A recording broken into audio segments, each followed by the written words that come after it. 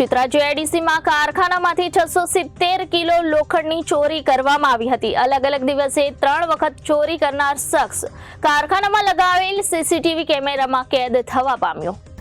ચોરીની આ ઘટના અંગે પ્રાપ્ત વિગત મુજબ ભાવનગરના ચિત્રા જીઆઈડીસી પ્લોટ નંબર 123 માં આવેલ મિતેશભાઈ પ્રવીણચંદ્ર શાહ રહે શાલીભદ્ર એપાર્ટમેન્ટ શિલ્પીનગર કાળા નાળાની માલિકીની ગુજરાત પ્રોફાઇલ નામના પ્રોફાઇલ કટિંગના કારખાનામાંથી ગત તારીખ 23 અને 4/12 ના સમયે રાત્રિના સમયે કોઈ ચોર ઇસમ ઓર્ડર મુજબ તૈયાર કરવામાં આવેલ લોખંડના સર્કલ તેમજ લોખંડના ટુકડા જેનું વજન 670 કિલોગ્રામ કિંમત ₹32,190 ની ચોરી કરી લઈ ગયા હતા।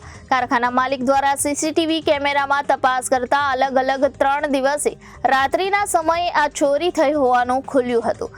ચોરીની આ ઘટના અંગે કારખાનાના માલિક મિતેશભાઈ પ્રવીણચંદ્ર શાહ રહે એ 303 શાલીભદ્ર એપાર્ટમેન્ટ શિલ્પીનગર કાળા નાળાએ અજાણ્યા ચોર ઇસમ વિરુદ્ધ ફરિયાદ નોંધાવતા બોર તળાવ પોલીસે ગુનો નોંધી તપાસ હાથ ધરી છે।